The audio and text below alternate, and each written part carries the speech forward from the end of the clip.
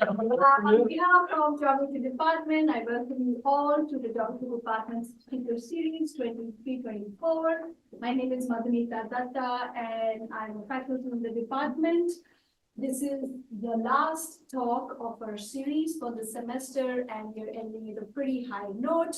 This is our marquee talk, the Taaffe lecture, and I will let our chair, Professor Matt Coleman, to tell us more about the Taaffe lecture and also introduce our speaker, Professor Scott Lewis, to all of us. But before I hand over to Matt, I would like to announce that after the talk, which ends at 5, we will all walk over for a little social gathering at the Law City Club, which is on Main Ave, and you all are welcome to join us there. Yeah. Thank you. Over to you. Hi, everybody. How are you? Varsity. It's my pleasure to welcome Professor Jovan Scott Lewis of the department to give our annual Edward J. Taaffe lecture in human geography. I was saying to Dr. Scott Lewis, there's a long list of luminaries who come, so it's going to get even better today. Before I do a proper introduction, I just wanted to say a few words about Professor Taaffe, who we remember annually with this talk, and whose estate contributes significant funds to the department to do a whole bunch of different activities, including awards to students.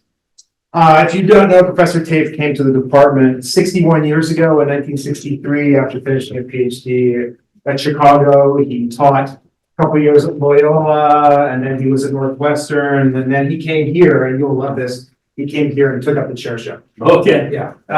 We have another department chair here. I came here, took up the chairship in 1963 and did 12 years until 1975, during which period he was also the president of the American Association of Geographers, and also served on the National Academies of Science, where he played this pivotal role actually in making a place for geography as a science in the wake of the association of geography with Nazi science in the post-World War II scenario.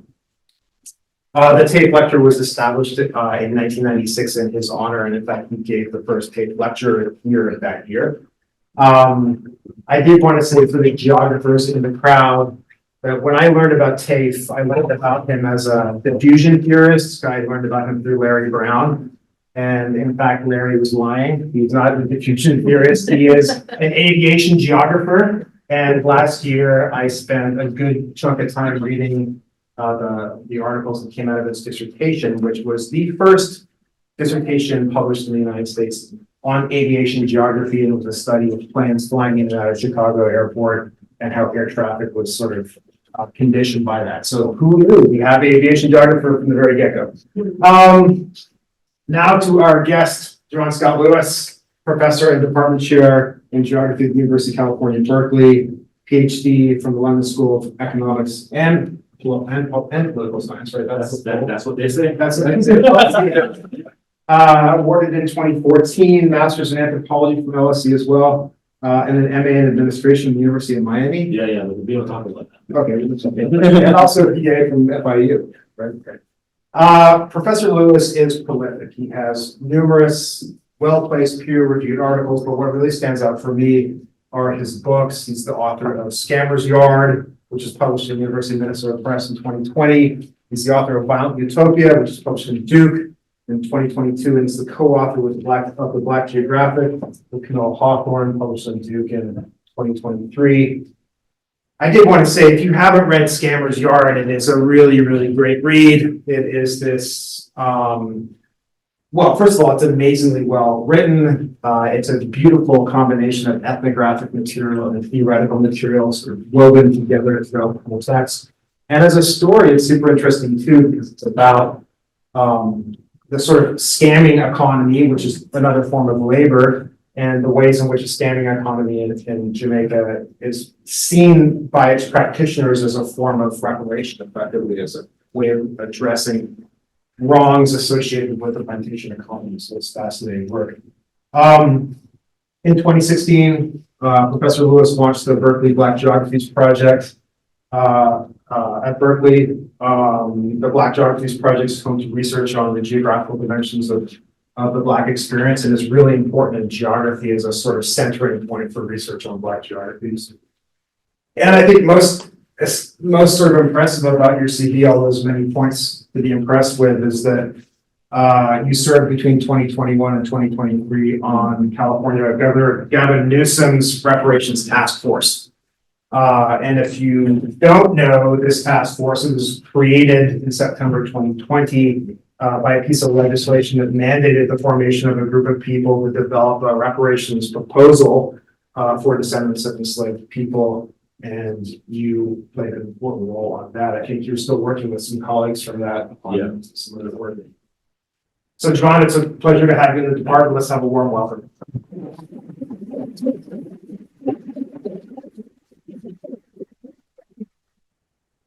Thank you so much for that very lovely, I'll be very uncomfortable introduction. You know, when you grow up with a Caribbean mom, you know, you're not used to these kinds of things. It's like, okay, and actually, I remember when I told my mom I was gonna go do a PhD, she's like, okay, and then when will you get a job? She's very supportive. In a way that a Caribbean mother is. I really am very grateful to be here. You know, Madamita, Max, Matt, Emily, these are the names that I have been engaging with for literally a year. When this invitation to speak first came into my inbox, and because I am a chair, I dutifully failed to respond to it for several weeks. And so I'm really grateful for the patience of everyone who's, you know, taken part in my being here today. And I'm going to read at you for the next 45 minutes or so. So in advance, I'm grateful for your patience with me. Two things I refuse to do: learn PowerPoint effectively and learn Zoom effectively. These are my acts of refusal. So I don't have anything to show you, but hopefully the narrative here will be enough of an illustration of what is going on and what I think is a really important discussion for us to have. And I say discussion because this, to my mind, is the beginning of a very necessary discussion for academics, for policymakers, in this moment that I think of as being the most truly reparative, you know, of recent history. You know, civil rights was great, but for the very first time in centuries, really, we have reparations as a discussion point. We have reparations bills, we have reparations commissions. And so the question to my mind is, what will reparations actually be? And I say that coming out of 2 years working on this task force in California. And although you know, the work that I did doesn't need any more, you know, praise, I do want to praise the task force, because what we did is, in fact, the farthest reparations have come in this country, right? Since Sherman's Field Orders number 15 that gave us the now idealized type of 40 acres and a mule.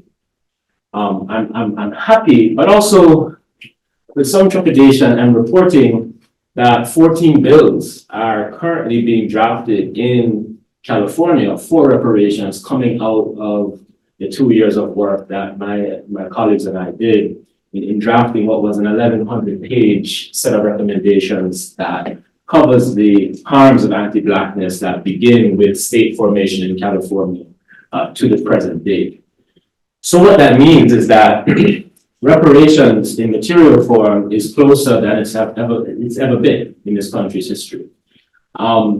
You know, thankfully, Gavin is not running for president. So what that means is, you know, there won't be a woke expansion across the country. I'm sorry. I'm originally from Florida, but, you know, and so, you know, yeah, complicated. But what it means is that there's a very strong likelihood that if bills are able to pass their respective chambers in California, they will get to Newsom's desk and they will likely be signed. So we will have the very first time reparations policy in this country. So as I said, I'm happy, about that, but it's also a bit frightening. And I'm going to explain to you why in this talk. So again, thank you for being here. It's a Friday. It's in the afternoon. Why are you here? Apparently there's pizza afterwards or something. Maybe that could you should value your labor and time more. But anyway, let's see. Because I will be reading at you. But I do hope that there's time for there will be time for discussion. All right. And I hope that what I have to say is of interest and it helps to get conversation started, not just in this room, but in various rooms that you will leave and go into after pizza. Yeah, okay. The violence of anti-Blackness is totalizing. Indeed, any comprehensive assessment of the catalog of anti-Black injury across the Americas will provide an account of the violence that has been coordinated against Black people's bodies, their kin, their places, and the securities within and between them. Thus, I argue that anti-Black violence, as we study it historically and witness it all too regularly today, must be understood as violence against Black relations. And so, concerning the question of Black reparations, the injuries that result from these processes must be responded to through a project of relational repair. To address the matter of repair, let me first establish the terms of relational injury that I believe demanded. Even if not recognized as such, the history of the study of Blackness and Black people has been a constant site of debate, troubling analysis, and unending inquiry into Blackness's relationality. Blackness, the concept, its origins, operation, and modality, has produced insights that not only respond to the question of its subject matter, but also have done much to illuminate the nature of the modern, especially Western world for which Blackness, as central to the more general thrust of this process of racialization, has been a core impetus. Some early debates, especially coming out of disciplines that we all belong to, anthropology, geography, and early Black studies, queried the definition of Blackness, primarily as a means of reconciling with the nuanced subjectivity of New World Black people through the notion of cultural retention, holding the continent of Africa as a storehouse of that which defined it, while simultaneously asserting that Black cultural production in the Americas was either a Creole creation or simply an imperfect appropriation of Euro-American cultural practices and ethical orientations first adopted on the plantation. Contemporary scholarly debates continued the same traditions as those of the past, being either concerned with the quotidian operation and experience of Blackness in relation to other sociological and cultural phenomena, or occupied with the semiotic relationality of Blackness to its multiple instantiations across various milieus where the Black operates as a modifier of the real thing that is being studied. Thus, contemporary studies of Blackness tend to locate the cultural formulations of their subject and their pursuit of meaning and value as demonstrated through phenomena that often reinforce a subjugated or vulnerable form of Black subjectivity, or at the very least, a Black subjectivity or Blackness that is always contingent. In this manner, Blackness, recognized as with all forms of racialization, is used to categorize and fix persons and their bodies to labor or other modes of social functionality, and remains in constant, recalibrated, externally policed, and, on those terms, reproduced. Therefore, we have inherited a concept of Blackness that does not seem capable of being conceptualized outside of systems of domination. This is understandable because Blackness was central to articulating racist, colonial, and ultimately modern imaginaries and practices of marginality, as well as objection. For that reason, it is also a productive analytical location from which to challenge those terms and processes and articulate different modes of living, which we might call acts or processes of resistance. So how do we make sense of phenomena formed by relational injury, like Blackness? We know relations are typically viewed as constructive. However, following Marilyn III, I argue for thinking about relations in a way that explicitly challenges the presumption that the primary values to which relations lead are those of positive association, let alone binding ties or attachments. Indeed, when thinking about relations, we regard them as productive developmental processes, as is evident in some of the noted relational phenomena, like networks, assemblages, and even kinship that some of us here might even study. However, the relational injury formative of the Black experience is a relation of non-relation, a productive relation of seemingly incommensurable phenomena. The injuries of Blackness, operating as a kind of perverse ontology, work this way because of the productive outcome of intentionally destructive processes and acts. As a relational phenomenon, then, Blackness, again, as a relation of non-relation, is, to paraphrase Stuart Hall, a relation without guarantees. The evidence of this quality is the largely recognized transient expectation of Black relations, which appear as histories of rupture, whether through migration, removal, dispossession, or the contemporary ramifications of gentrification, incarceration, and the all too familiar state murder. Saidia Hartman has eloquently captured this quality in her meditation on Blackness as not belonging and being an extraneous element. Illustrating the point, she describes Black relations to place as a practice of staying. Hartman elaborates, staying is living in a country without exercising any claims on its resources. It is a perilous condition of existing in a world in which you have no investment. It is having never resided in a place that you can say is yours. It is being of the house, but not having a stake in it. Staying implies transient quarters, a makeshift domicile, a temporary shelter, but no attachment or affiliation. So the transience that Hartman clarified has in many ways been accepted as a given circumstance of Black life, particularly for the lives of those who are both Black and poor. Some theories emerging from the study of Black life reaffirm this position, such as the analysis of Blackness as fugitivity, or differently, and I can understand why one might think more relevantly, the Afro-pessimist argument of Blackness as a socially dead phenomenon. While these two theories differ on the issue of Black freedom's potential, with Black relations being fleeting in the former case, fugitivity, and altogether negated in the latter with Afro-pessimism, they are certainly not absent. After all, it is the recognition of non-relations of Blackness that underpins the Afro-pessimist argument. But as Hortense Spillis has argued, Blackness, through the subject-object of the Black body, and the Black woman's body in particular, was made productive through the continued rending of her relations, whether to herself or kin. We should start with kin relations then as a first rupture of Black relationality through the transatlantic slave trade.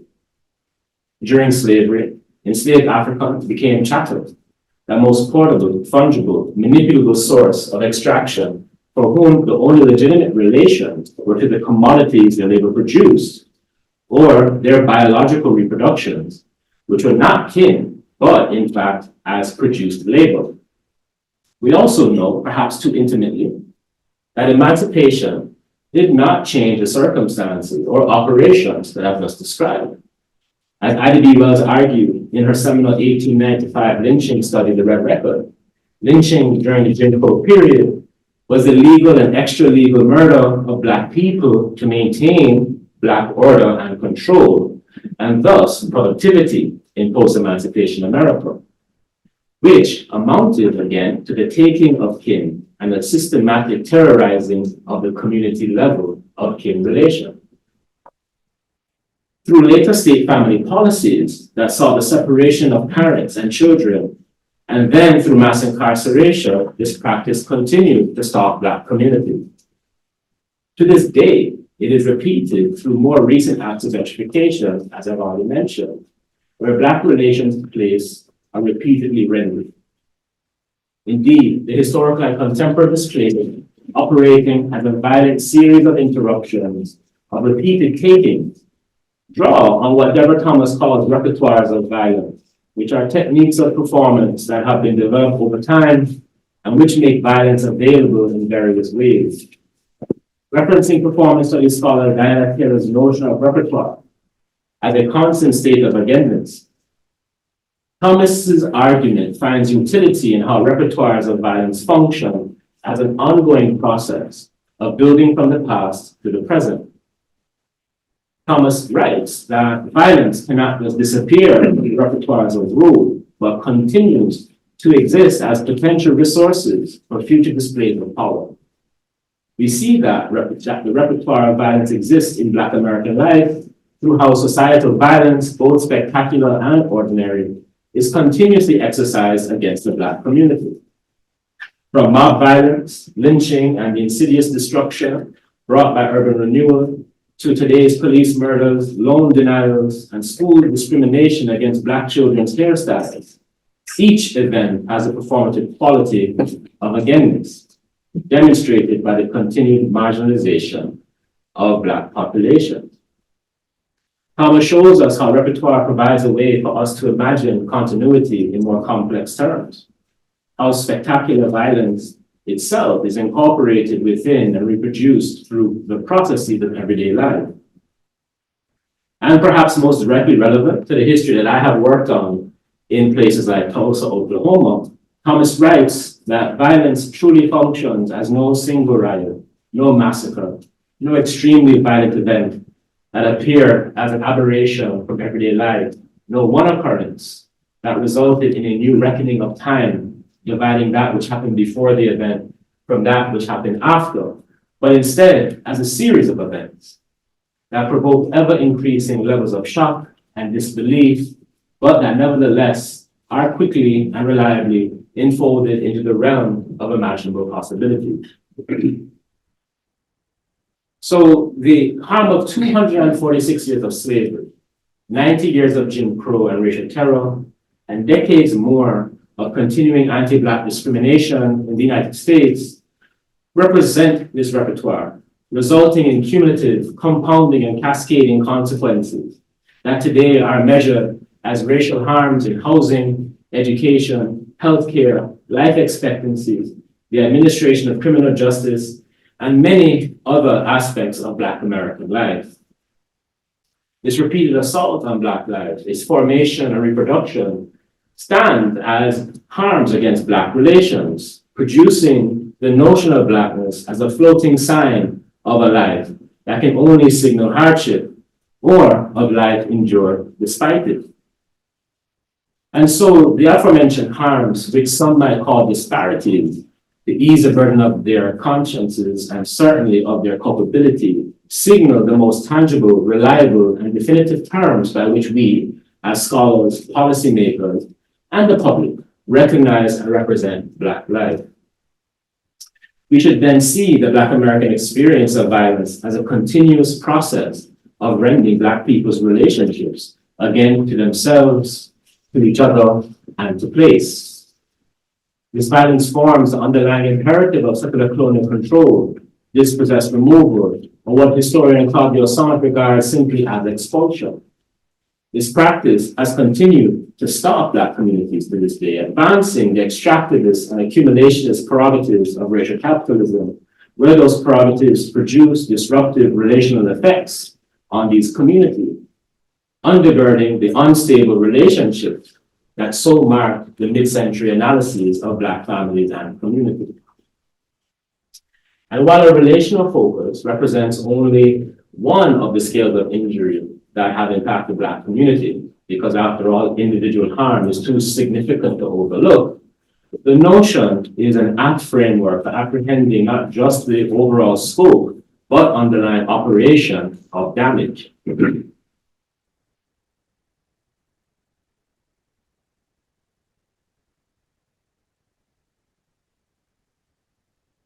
Possibly the most appropriate framework in geography for understanding the injuries against Black relations is the study of Black ecologies.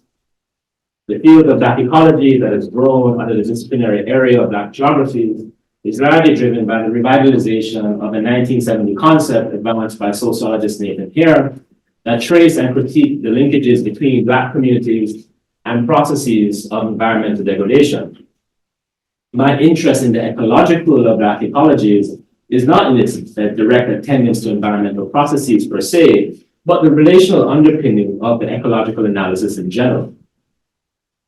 The Black in Black ecologies, therefore, represent a critical ecological modification and focus, which, for my purposes here, enables an analysis of broader and multiple systems of Black relationality.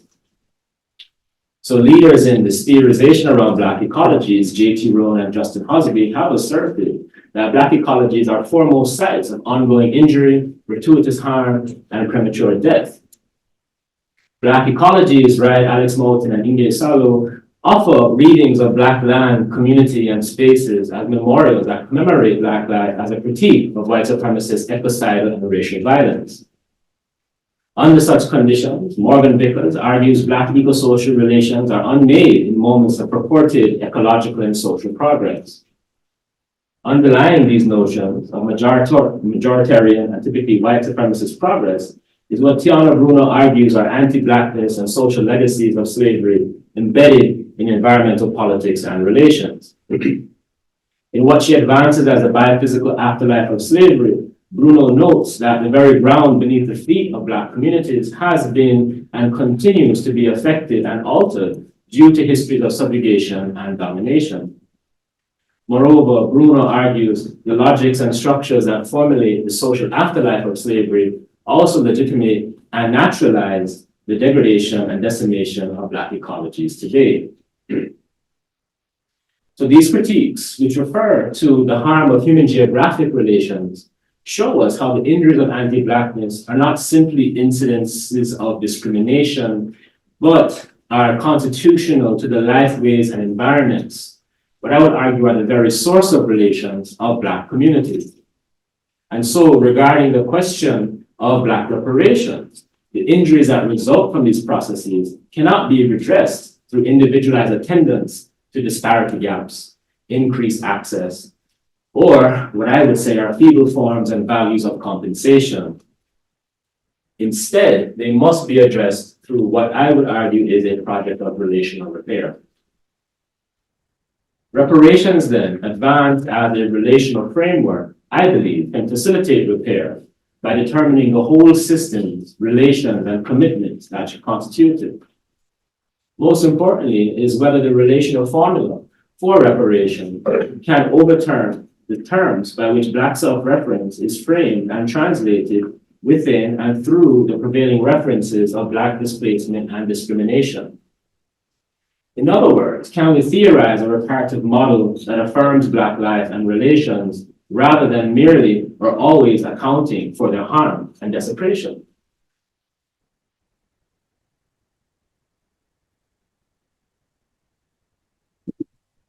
I believe that the first step towards theorizing Black repair in its relational and affirmative way is to recognize, as Captain McKittrick puts it, that racial violence shape but do not wholly define Black worlds. Further, McKittrick asks, how then do we think, write, and share as decolonial scholars and foster a commitment to acknowledging violence and undoing its persistent frame, rather than simply analytically reprising violence? Answering her questions requires us to fully disaggregate Black harm and the practice of Black world making. By doing so, we at least discursively liberate Black being from suffering. If not, the living and working of Blackness, and therefore Black repair, are reduced to a life of struggle, remaining subordinated to the undeniably ontological reference of anti-Black violence. That discursive liberation is important, as one of the most potent and productive injuries, I would say, against Black people has been that of narrative harm, in which Blackness continues to be figured in a single dimension, overrepresented by narratives that continue to make Black people fungible, portable, and thus exploitable. For instance, even though Black ecologies offers important engagement with relational analysis, those analyses simultaneously attend to Black communities' proximity to the ecocidal effects of extractionism, as well as to the relations of mutuality and resistance, giving expression to possibilities beyond the limitation of Blackness as living in vulnerability and death. Indeed, in Black ecologies, we see a theorization and a commitment to building methodologies for studying both Black vulnerability and possibility. However, this attendance to vulnerability and possibility represents a dual labor for Blackness, in which it must simultaneously build better worlds for itself and continue to respond to existing racism. Moreover, it creates an unfortunate, and I would say unnecessary relationship between the two. Blackness, as such, becomes largely defined as a modality of resistance to white supremacy, in which the result of reparation is primarily to work towards a life absent racism. However, that is not a life of repair. To be sure, and I want to really be clear, that I intimately understand that epistemic and moral threats abound in the everyday living and being Black and towards Black being. Understanding those threats has been central to my own work, in which I recognize that the questions around Black dispossession continue to necessarily be asked if solutions are to be found. However, if Blackness primarily signals circumstances of disaster, dispossession, and an assessment of the myriad ways Black environments are denigrated, my question is, at what point can we think beyond those circumstances? Is it after racism is resolved? I certainly hope not. If we do not work out how to theorize about a different set of relations that allow us to partition injury from our constructive analyses of Blackness, then the philosophical and practical terms by which we effect reparations will remain reduced to qualification through what McKittrick situates as violent arithmetic. This notion is not theoretical, as I've seen it firsthand in my work, as introduced earlier as a governor-appointed member of the California Reparations Task Force. On the task force, we heard personal and expert witness testimony that detailed centuries of harm endured by African Americans in the state, producing ultimately an 1,100-page catalog of Black subjugation, where, as Clive Woods put it, like coroners, we inventoried all the ways that anti-Blackness occurred. This process was an accounting that we believe had to be done, especially in a state with a progressive reputation like California, because this harrowing accounting was seen as a necessary basis for establishing the storehouse of harms accumulated by the state and other actors in order to work out the sum of the repair of those harms. And so reparations, as we are made to understand them, as we were made to understand them, required a calculation of the actual cost of various harms to Black community. And on the task force, I oversaw those calculations, as directing the creation of a compensation model was one of my portfolios, specifically concerning the harm of housing discrimination, mass incarceration, and health disparity.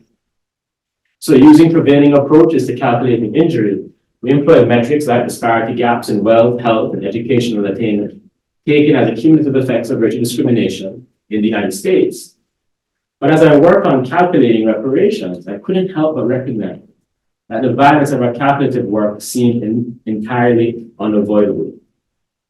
For instance, we determined that the best way to assess the cost of anti-Blackness in health is by using a value of statistical life and dividing it by white non-Hispanic life expectancy in California.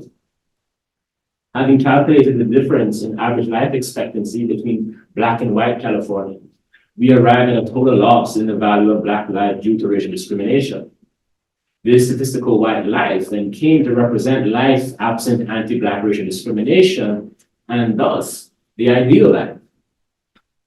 Doing those calculations, which most critics of reparations have said is impossible, was a depressing and violent arithmetic indeed. It was violent in that it made painfully apparent the various ways Black people remain measured against the privileges of white society, how being repaired by the state would mean being made again in the image not of one's own making. Moreover, it illustrated that African American life from slavery to today through to possible reparation remained a series of value propositions, negotiations, and negations that have played out over policy and everyday racist practices. Effectively, it showed how Black life in the Americas began and for nearly 3 centuries thereafter remained in a ledger. The challenge with thinking from injury for repair then is that where it concerns reparations for African Americans, we are in fact attempting to repair that which is constitutionally, perhaps categorically injured. So much so that even our compensation framework reiterates the fundamental operational deficiency of Blackness.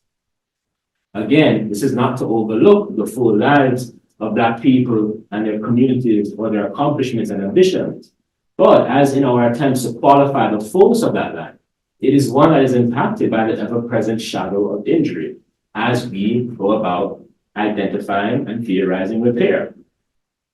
Thus, we cannot think of Black repair as rebounding, returning, and reconciling forms. Put directly, there is no room for resilience in the conceptualizing of Black repair. We must think of it as formulating that which has never yet had the chance of being whole. Reparations then must facilitate a renewed, reframed sense of place, an open and affirmative configuration of relationality within Blackness. It is what Erin Manning articulates as repair as creative reanimation. In this reanimation, as I interpret it, repair occurs without having to refer, much less defer, to those parts that are broken. These considerations make it critical to understand that there's a recognizable and meaningful distinction then between reparations and the notion of repair. Former reparations are presumed to provide repair. However, repair should be seen as a project outside of former reparations if reparations are to always be figured around injury. Reparations as a condition repair should provide the grounds for developing an immovable sense of belonging amongst Black communities. Beyond the transactional deed of reparations, repair represents and should represent Black life with an affirmative and satisfaction-based sense of place beyond, or at least outside, any violence or attempts at dispossession. As a scholarly practice that can contribute toward this reparative work, I suggest we do more than I did, which was catalog the injuries of Black people and their communities. However critical it is to give an account, to bear witness, and to declare the will of Black people and what they have endured. And, however, it gives account to the very many attempts that that community has faced at seeing their communities demolished, dispossessed, and interrupted. That process is critical, yes, but here is my point.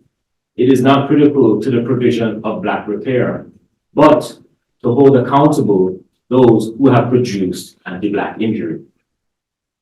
Again, disaggregating the projects of Black repair and, for that matter, Black resistance to racism is necessary.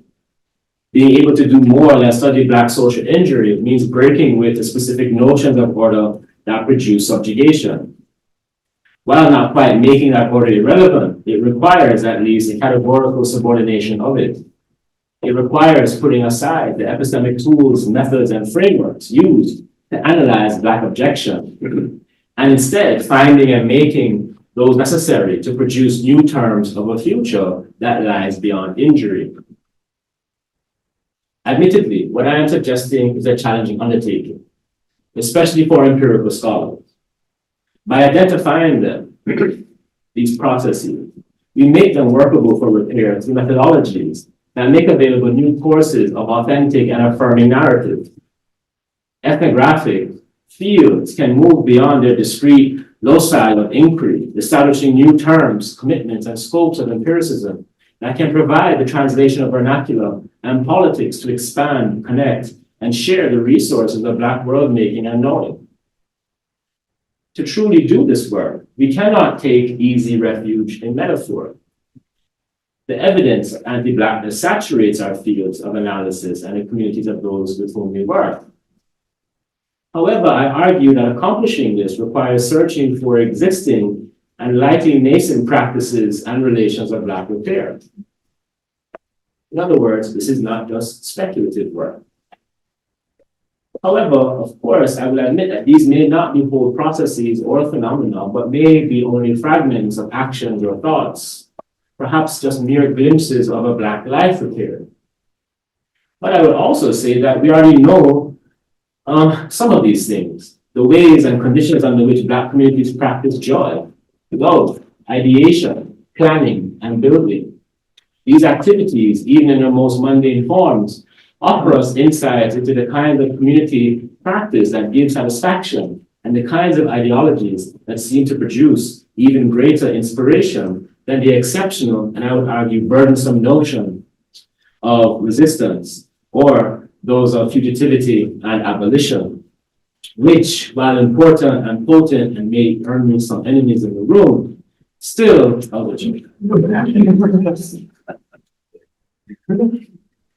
live in response to anti-Black. You know some of the places where these practices and principles take place. There are those places where Black people, perhaps surprisingly, are not overly concerned with their race, believe it or not, or consumed by racism. But of course, we know that in a broader society governed by anti-Blackness, these spaces and the feelings they emit can often be fleeting.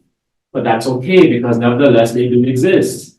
And we should accept that these are the affective and material makings and environments that encourage, if not represent, Black people's search for a materialization of meaningful worlds and possibility, and actually ground their full and reproductive societies of relation, which can, in the end, provide us with theories of repair. So however challenging it might be to study and even more to model, I believe these bases and terms should shape our frameworks of reparation. This would be a model of repair that identifies everyday practices as sources of reparative evidence, thereby opening a path where the quotidian experience of affirmative Black life becomes a means of world building and self-fashioning. What this means is that what I'm advocating for cannot be satisfactorily accomplished by merely asking the question of what else happened besides racism or violence as advocated by Captain McKittrick.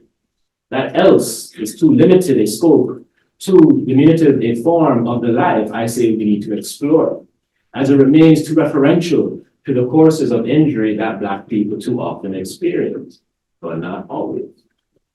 This means, and I understand the risk of what I'm saying, resisting the urge to always draw Blackness into the domain of the political, to overly analyze the spaces that create and harbor the challenges Black communities endure. Because in truth, we use them primarily as scholars, primarily not to improve their circumstances, but most often to draw attention to the depth of their abject situation. And so while the Black condition of discrimination might be the most productive vantage from which to observe the contradictions and challenges that condition marginalized life, even in our depiction of those challenges, which we find comfort in telling ourselves amounts to advocacy, they cause Blackness to do too much labor. We cause Blackness to do too much labor. I understand the impulse, as the Black experience has always been the engine by which we advance social progress in the America, being that condition that initiates our broader concern with all and other experiences of inequality. But we need to resist using the Black experience and condition to reconcile the unfortunately unequal terms under which our society operates. Moreover, this practice overrepresents and fixes the Black experience as one that can only remain in reference to injury. This process might require what I have presented in my work elsewhere on Caribbean repair as exercising narrative suspension. In trying to apprehend the quality of repair in my work in Jamaica, among Black scholars I introduced earlier, I decided to suspend the very brief moment, a matter of months in fact, where their practice held reparative promise. How else might I capture, witness, and give account of this moment of repair that was ultimately too fleeting to take root and to shift the general order of Jamaican society and its narrative? Suspending the moment of repair so that it lingered, even if just in my text, countered the dominant inheritance of injury, a concern Black and Caribbean studies and anthropology and geography have worked to make sense of, especially through the spectrum of the plantation. Suspension, then, was the only means by which I could give an account of what I identified as actually existing practices of repair. Through a suspension of injury, we give ourselves and the communities with whom we work time, narrative time, analytical time, and breathing time, what Erin Manning called a certain capacity for time to be read. What I'm arguing for does not rely on some miraculous disappearance or analytical avoidance of racism. What it does rely on, however, whether through suspension or some other technique that someone in this room will come up with, is our ability to accept that Blackness can be a phenomenon principally experienced and expressed beyond racism, and therefore analyzed beyond it. After all, eradicating racism is not the responsibility of Black people or Black reparations, but that of those people and processes in our societies that reproduce. Moreover, Black people have striven for and achieved various forms of community autonomy despite racism, although it continues to find its way in. Thus, chasing racism analytically, professionally, at its least harmful is a distraction from better understanding the actually existing practices and promises of Black worldview. To be clear, I'm not advocating for a romanticized, convenient valorization of the Black experience to somehow engage in a new course of overrepresentation that would be tantamount to a kind of fiction. To do so, in fact, would be akin to advancing the recovery and resuscitation of a kind of freedom that still adheres to a mostly liberal moral notion of rights, where Black uplift and Black excellence are equally capable of inspiring and suffocating this project of Black repair that I'm advocating for. What I'm arguing for is our willingness to locate those moments and actions, frameworks and aspirations that either give us whole images or again, even mere glimpses into Black life beyond injury. And from those pieces, whether fragmented or whole, we can render not a history recovered or remedy, but a future repair. Thank you.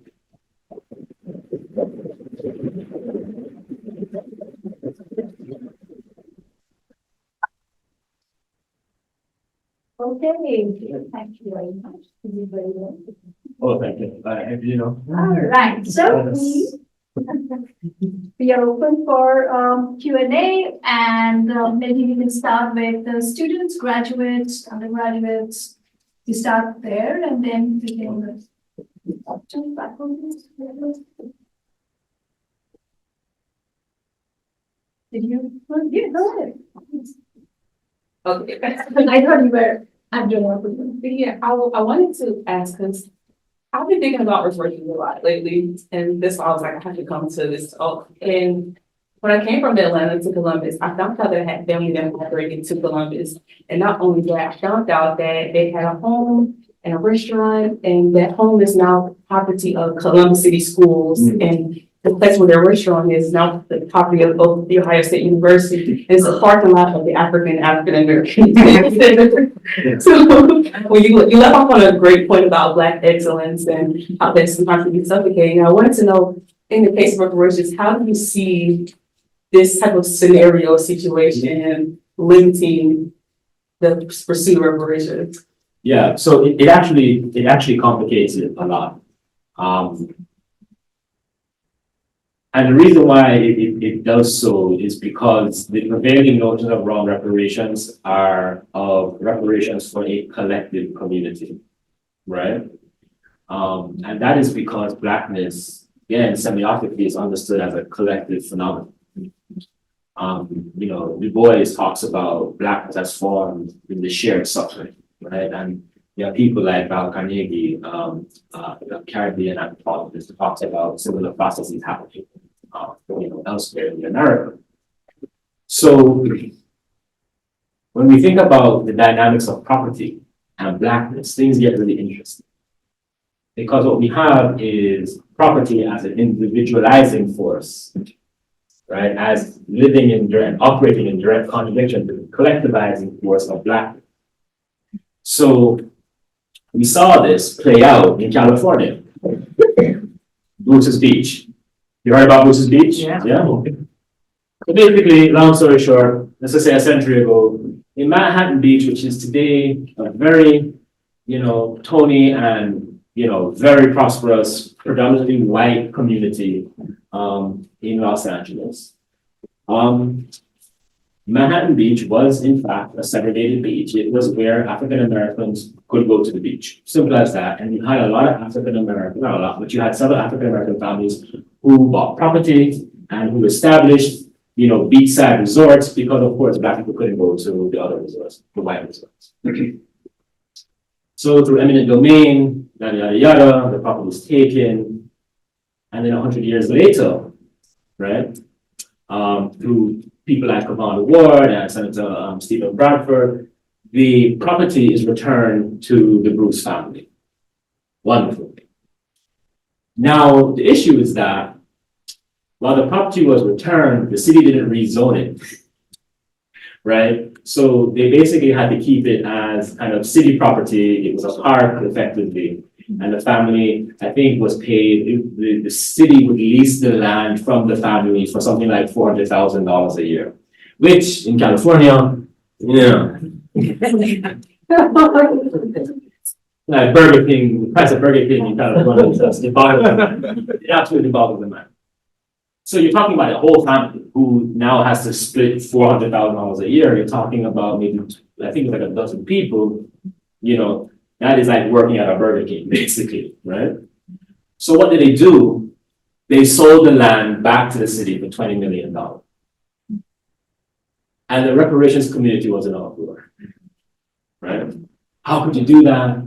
It was reparations, right? You sold back your reparations, for those of you who are biblically inclined, like Jacob and Esau selling the birthright business, right? And Sunday school. And I had to explain to people, no, that was not reparations. And that was the return of private property to a family who were privately dispossessed. Now, there's a collective process where many families were dispossessed in a similar way, right? And so what that means is that we have the need for what I argue for elsewhere as a multi-scale form of reparation, where we have to attend to the collective harms. And those collective harms aren't really about collectively compensating people, but collectively, or rather holding the state responsible for the collective injury. But then we have to think about reparation as forms of compensation or redress as potentially being individualized. So I live in South Berkeley. For those of you who are familiar with the area, South Berkeley is a historically Black community. And in the 1970s, a very productive commercial district in South Berkeley, right, Adeline Corridor, was raised to build Ashby Park. And so I'm consulting with the city of Berkeley, and they're like, yeah, we want to rebuild Black Berkeley. I'm like, but you don't get it, right? Because there's no such thing as Black Berkeley as a collective thing. It's a lot of individual families and businesses.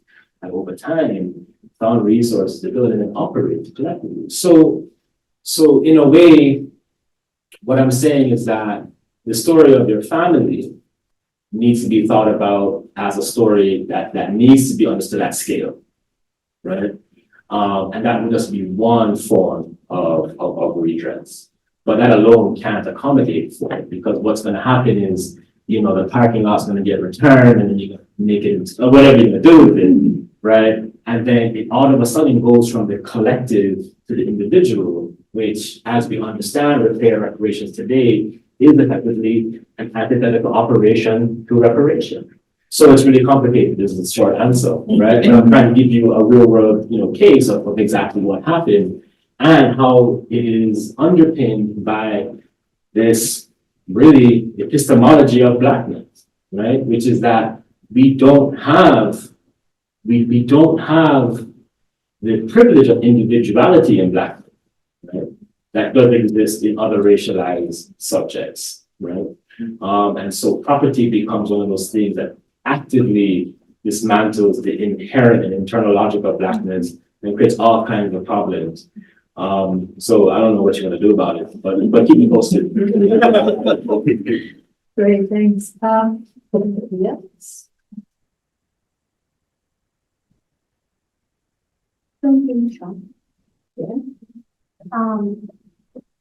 A lot of this reminds me of some of the notions inside of critical disability studies, Mhm. beyond the cure, individual needs versus like some of these greater metaphors. And I'm curious if you are in conversation with critical disability studies, and if so, how it's sort of critical race theory, critical disability studies have sort of a steady relationship and a co-constructive one.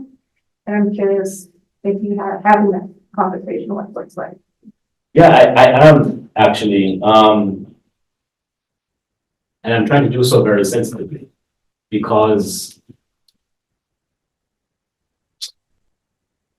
like with the example of the health disparities, right? When we measured these basically disparities between, you know, white life expectancy and black life expectancy. My worry is that we norm in a way when we're thinking about injury and we're thinking about maybe disability. And I think one of the advantages in thinking about critical disability studies or through and with critical disability studies is that it actually allows us to do the kind of dislodging of prevailing worldview, right? Where to be able, for example, is a kind of normative term under which we should live as human subjects.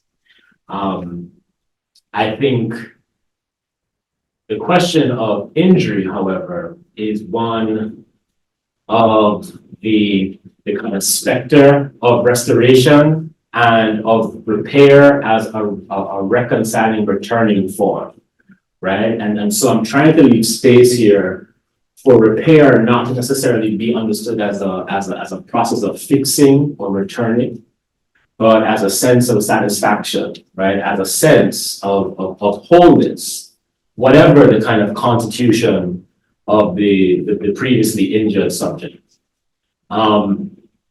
Because again, going back to the earlier answer, that there's no returning to a thing, right? And listen, you know, I have Pan-Africanist tendencies and what have you, you know, but I'm Jamaican and I'm very proudly Jamaican, as many Jamaicans are. And so it's difficult to say that there is some prior to Jamaica that I should return to. Now, being Jamaican is actually the result of injury, right? My being Jamaican today is a result of direct slavery, right? Of colonialism, of new courses of neoliberal colonialism, and the structural adjustment, right?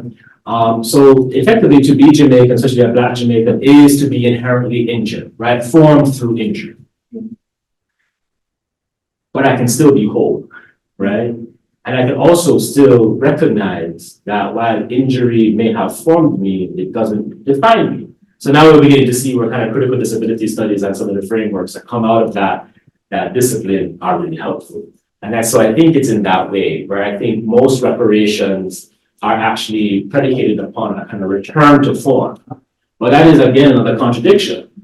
Because to return Black Berkeley to Black Berkeley would mean to go back to a period of segregation.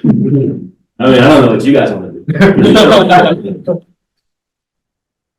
I mean, you know, all right, I'm gonna resist. I'm gonna resist. So I think, so in other words, we necessarily have, you know, there is no cryo, actually. There is no, you know, pre-slavery notion of Africa, because pre-slavery, the notion of Africa amongst those Africans who were enslaved did not exist in the way that we understand it, right? There were a series of kin relations and affiliations that had nothing to do with Nigeria or Ghana, right? To say to go back to Ghana, what does that mean? To go back to a colonial construct? Sure. So you see, there's a cul-de-sac, a conceptual cul-de-sac, an epistemic cul-de-sac that requires us to actually completely come up with new terms. And I think in that way, critical disability studies, right, with trying to push a framework of recognizing the actual condition of subjects, but also, you know, trying to find a kind of affirming basis for structuring that subject is really relevant to what I'm trying to do. Thank you. Yes, please. So I'm not a student, I recently. So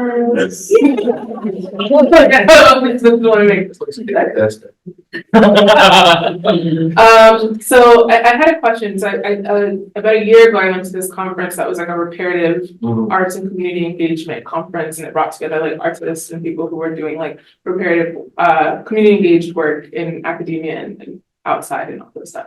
And one of the concepts that came out of this discussion, which interestingly happened at Johns Hopkins, which is a space that is like very fraught because it's like actively dispossessing the space around it, was this idea of repair as like the Japanese idea of like, is it ikigari? And I wondered what you think of, if you have any thoughts or if that come up for you before, and what your thoughts are about that. Yeah, the process of like laying gold over the cracks, right? And making the cracks. Yeah, I wasn't sure how I felt about that, so I was. Yeah, it's true, right? I mean, I think, you know, in a way I see it, right? I think I see the value of that is that there is no form that has not been influenced by the break, right? That is possible.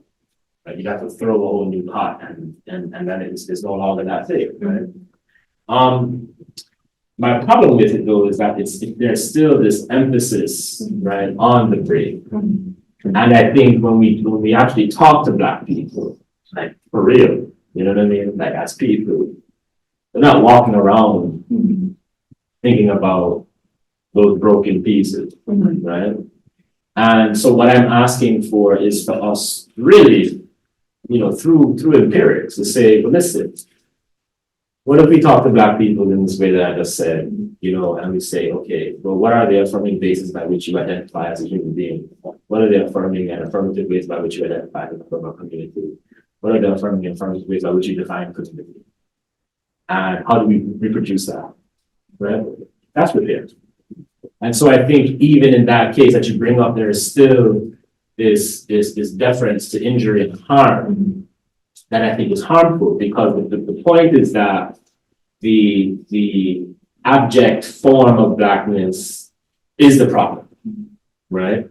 And so, you know, we have a couple of options. We have the choice to either, I'm saying we have a couple of options. I don't know, you have to do what you want to do, but we either say we are going to re-describe the terms by which we define what Blackness means. And I mean, really do it. Or we're going to say we're going to let go of that term altogether, right? It wasn't with us forever. You know, it isn't, you know, a foundational concept that's in right. It's actually just people who look like a set of people who come up with a certain thing.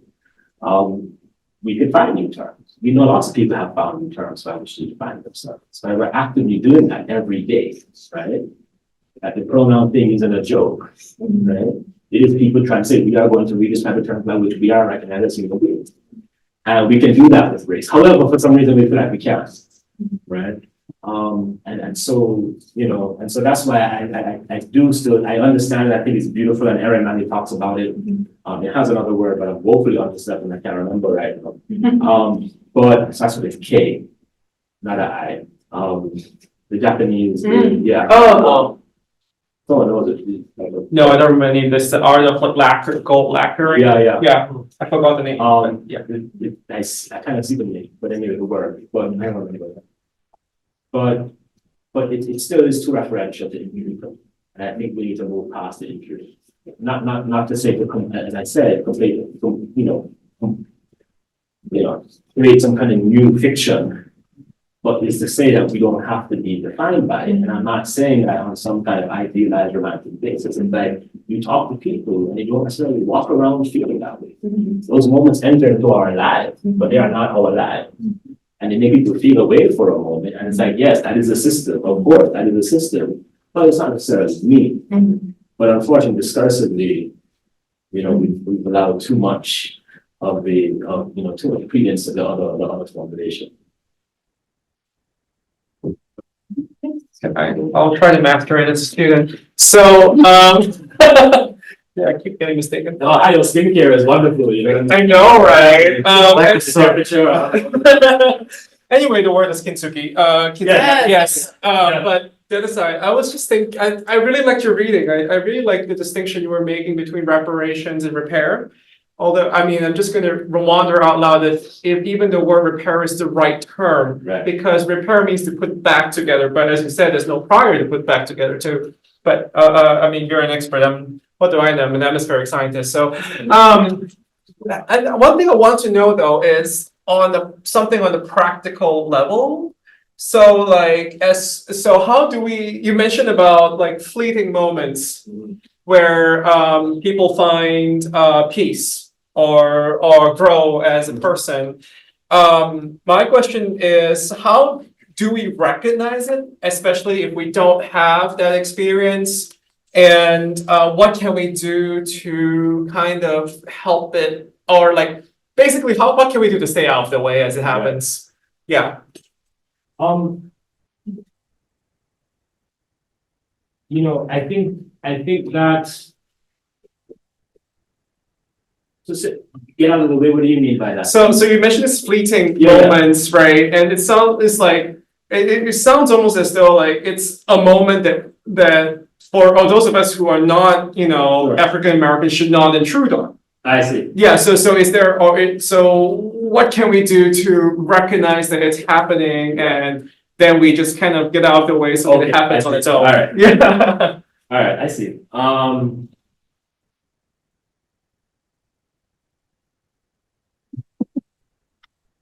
not trying to come to your place and cause trouble.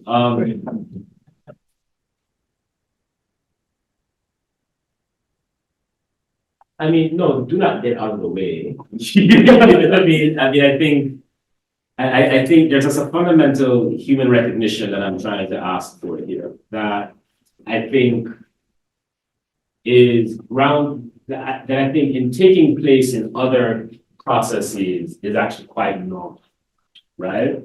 So I said as a Jamaican, I am like an injured, like my identity, my national identity is in fact formed by a set of processes that are absolutely injurious, right? But we don't actually walk around thinking about Jamaicans as injured people, right?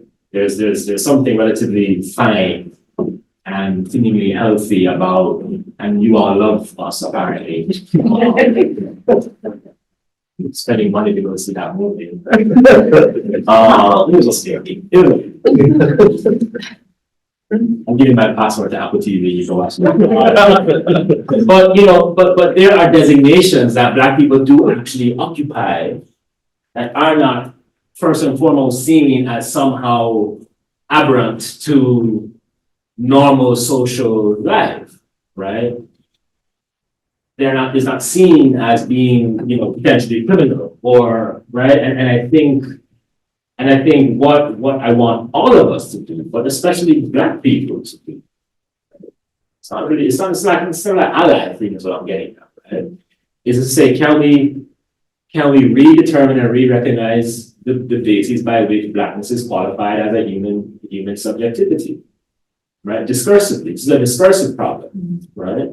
Because the reason why this paper and this thinking comes out of the task force, that I spent way too much time on this task force to not have come away with a new way of thinking about Black people, right? We end up with people who are just as injured, right? The only things that we're compensating for their injury, which does not actually remedy them discursively of their injury, right?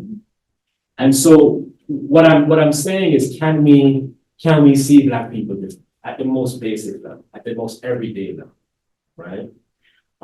In some contexts we can, right? Like where I come from in Jamaica, it's like where most everybody's Black. We don't go around thinking about race in the same way.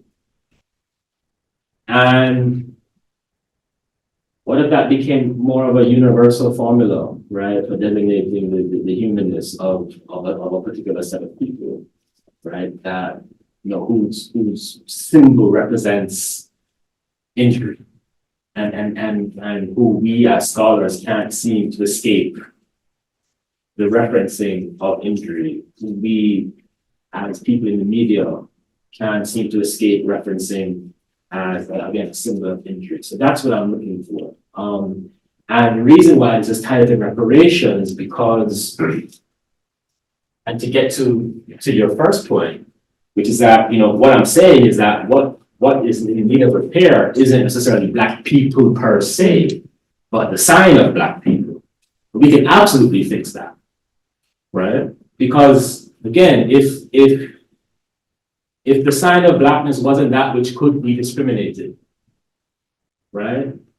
Codified in law, right? Then we would have a set of people who look a particular way that would have equal access to the things that other people have access to, whose literal hairstyles would not be discriminated against in the school, right? Yes, that is hair, right? And so what I'm talking about is the repair of that reference, right? And I think Black life lived outside of that reference can go about doing the thing that humans have done, right? And this is why, the work that I did in Oklahoma is really important to me.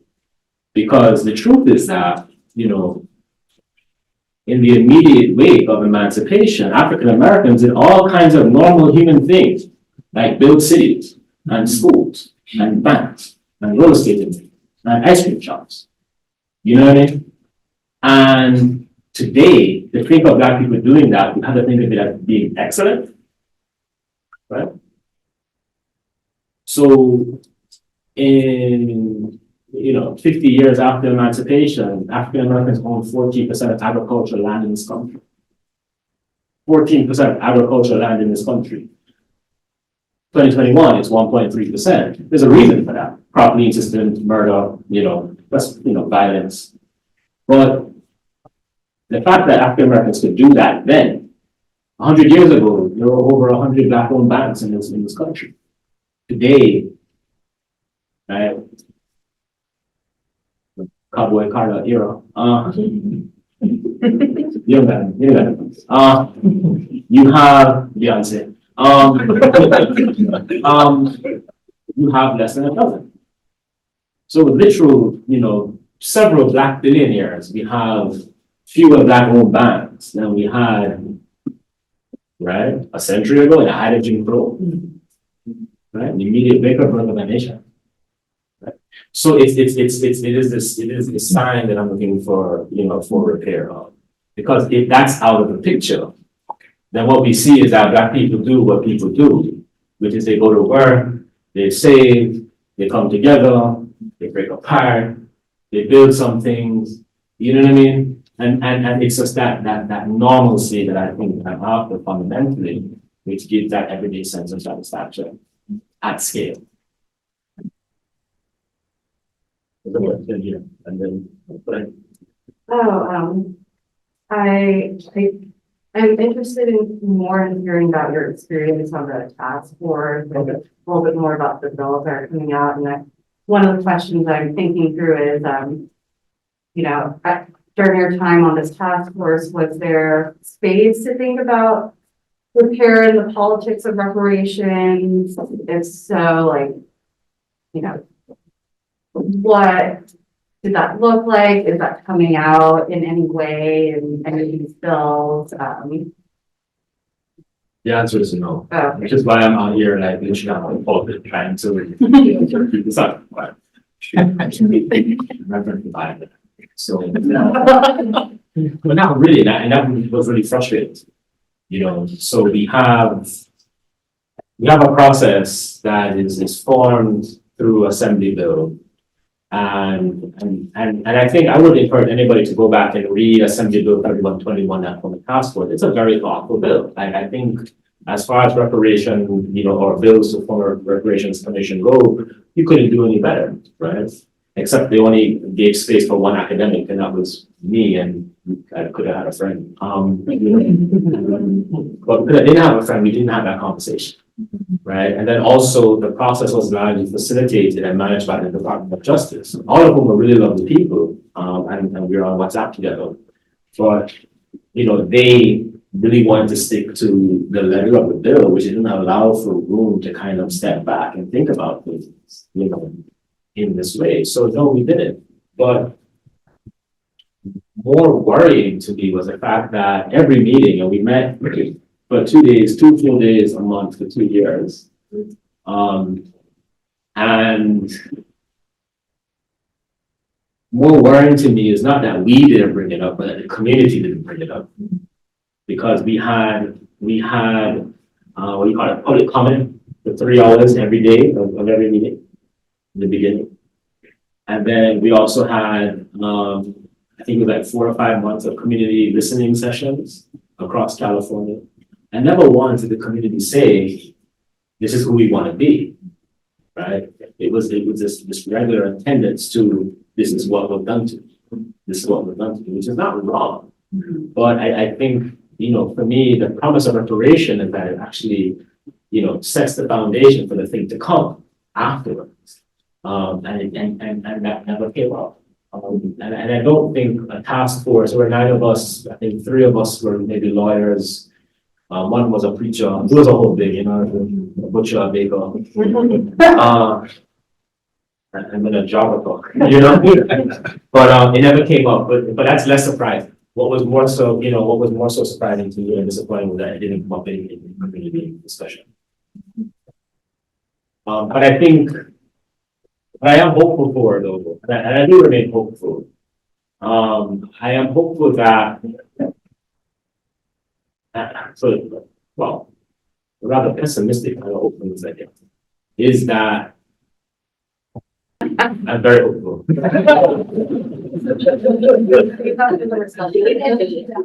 Pizza talk. Yeah, does repair take the form of something along the lines of a call to action in the form of like what the indigenous ask for, which is a land acknowledgement that's Right. meaningful? Right. I mean, that's what reparations is looking like in California. Reparations. Yeah, so of the 14 bills, what we have is, you know, and then according to like international law, reparations should look like acknowledgement, it should look like this, that, and other thing. And some of that is exactly what you're saying, right? I don't know about a kind of regular acknowledgement, but certainly like a one-time, you know, Gavin at his desk saying, sorry. Right. You don't want it just to be performative. No, I mean, and I think what I want, and I think in a way, so one of the bills that's being drafted currently and will be heard in the Senate next week is around, it's relevant to your point, the return of stolen property or compensation for stolen property. So for me, that's important. It's a necessary part of reparations, but it's missing. It's missing the follow-up bit, which is now that we have this property, what are we going to do, right? Do we fall back into an individualized accumulation? Maybe. And I am, to be fair and to be honest, truly agnostic about it, right? I want Black folks to decide what they want to do. You know what I mean? If it's like, I want my reparations, the state has stolen this from me and my family and my community, and now I want to just go, what's it called, Timu or whatever, you know? And I really, you know, I wrote a book about reparations and scamming, right? So I'm fairly open-minded. But that was also a joke. But the idea is that these reparations bills should, as I was saying earlier, should really provide for some kind of encouragement for African Americans to reconsider things. And so if it takes the form of return of stolen property, of acknowledgement, you know, even of direct compensation, which it likely won't, it still won't be enough to me personally if it doesn't do that thing, right? Because I made a joke about my Pan-Africanist leanings earlier, but what is true is that prior to, you know, the kind of mid-century, you know, global politics that brought us the wave of decolonization and civil rights in America, you did have, as a kind of Pan-Africanist politics, a recognition that globally African people and African-descended people were being respectively oppressed by their colonial relations, right? Colonial relations, right? you're a subject, you're whatever. However, what happened is that some of those sets of people came out the other end of those movements, right, with states, like we did in Jamaica. Some of those people came out the other end unevenly incorporated into a racist society. And so what that means is that because places like Jamaica and Nigeria and, nearly over a century before Haiti, right, got freedom in such a material way, meaning, state formation, sovereignty, they were required to kind of ask a certain set of questions of themselves, which is who do we want to be? And in truth, what we see in the history of African Americans are various moments of that question being asked. But then once we get civil rights, we see almost an immediate disappearance of that. And I think reparations is really the last opportunity for African Americans to ask that question of themselves, which is who do we really want to be? And if it's just to be, unevenly incorporated, that's fine. And I'm going to have my individualistic experience and opportunity that I can, find them. That's totally fine. But there is also the potential for a collective question to be asked. But this is absolutely, in my view, the last opportunity. So this is why I'm so concerned. So thank you very much. Your position is very new for me, so Okay. I'm still chewing a very large bite. Okay. Because constantly seeing reparation in the form of money or land. Right. But I appreciate what you're saying with regard to the project of relational repair. The examples that you give, particularly Black communities where members are not acutely aware of their Blackness, moments of fleeting joy, satisfaction, feel like, well, first, you tell me if this is a pizza question. Feel like instances of separation and insulation, and that there are constantly these moments, Great Dismal Swamp, etc., where Black folk recognize that there has to be some type of separation in order for us to become self-actualized. But two things that I'm noticing that seem closer to maybe a traditional sense of reparation is that there is land, right? That there has to be somewhere where this group of people can live, but that ultimately Black folk are not able to continue to enforce that insulation, continue to enforce that separation because of the encroachment. So I'm curious to know if I'm thinking of it along the lines of where you are thinking, and what you foresee as a measure of enforcement. And enforcement sounds like too harsh a word, but certainly boundary keeping, right? Of this understanding that we have determined this is who we are, and those with whom we are in proximity cannot change that through legislation, through all of these other things. And I'm hoping that's a pizza question. It's not a pizza question. Okay. Fine. So, so I have a brilliant 9-year-old named Reese. Right? I like to dig him up wherever I can. So we live in Berkley, and Berkeley Unified is one of the first school districts in the country to desegregate, right? Integrate, I guess. So he was in first grade over Zoom, and his elementary school was one of the first schools in Berkeley to then, integrate. And so his first grade teacher, who's a Black teacher, is like giving this romantic story to his class, and it's over Zoom, it's COVID, so I'm hearing everything. This is a proud dad moment, that's,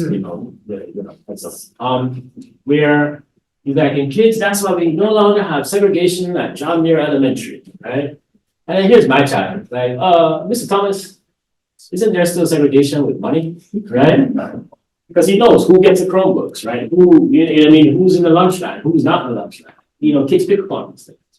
And so I bring up Reese, not just to, bring him up because I like to, and he has a question for you people in Ohio, actually, I'm gonna ask later. I can't. He's very fascinated with Ohio. which is that segregation absolutely still exists. And so what that means is that there are still communities where mostly Black people live there. There are still communities where mostly white people live there, right? That is actually the result of white consolidation and separation, right? And the accumulation of resources and the discrimination against other people who threaten that accumulation of resources. So the fundamental problem is that we don't actually have a real model in this country. I would say we don't have a real model in modernity, right? For how to genuinely, equally have happiness, right? Wealth on a distributed basis, right? And I know I'm coming from Berkeley geography, but it's not like a Martian pitch, right?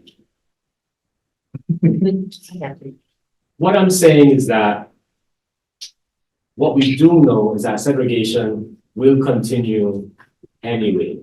The question that I think needs to be asked is, does some other form of segregation, is it necessary for these affirmative practices to take root? I don't know, but what I do know is that I think they are already at play in existing segregated space, right? So we have mutual aid, we have things that exist that look like that in fact can become models. The question that you're asking is an impossible one for me to answer because I don't know how you scale that. I don't know how you make that actually workable in a so-called integrated society. Which is going back to the earlier question, like, do we use a new term, right? Does Blackness and whiteness, do they even have any purchase? I mean, are they functional in the world that we all say we want to live in? We do say we want to live in it, but we still keep on reinforcing these codes of organization, social organization. You know, what I can say is that when we have the history of Black communities, Black towns, especially in the Black town era being targeted, it was not because of their economic progress or prosperity. It was because they were beginning to consolidate political power, right? And so it's actually political power and economic wherewithal that represents the greatest threat to, you know, broader political society. This is why just 2 years ago, you have Latino members of LA City Council talking about and inspiring how to gerrymander African American community, right? How to repress and effectively disenfranchise a community.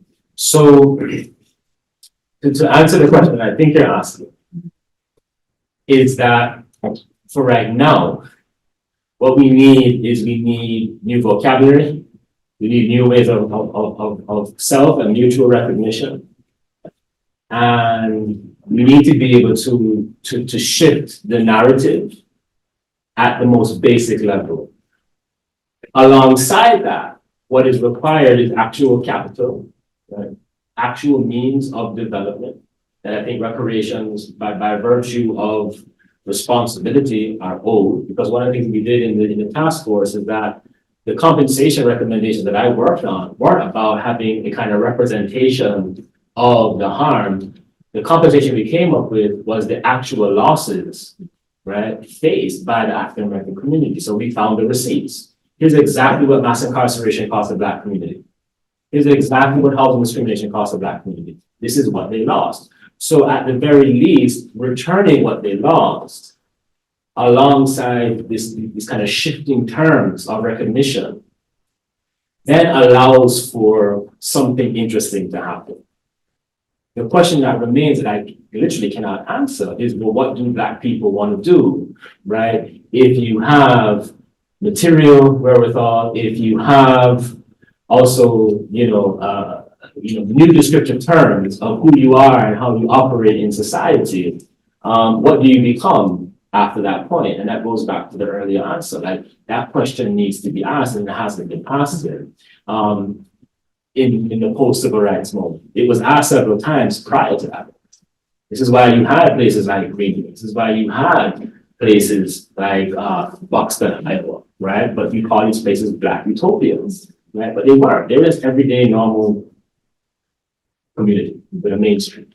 There was a main street we call Black Wall Street because, comparatively, it was virtually a Wall Street. So I don't know ultimately what will be done. I have a feeling of what should be done, and I think you and I share that sentiment. The issue is, does it look like segregation? Maybe, but does it feel like segregation? No.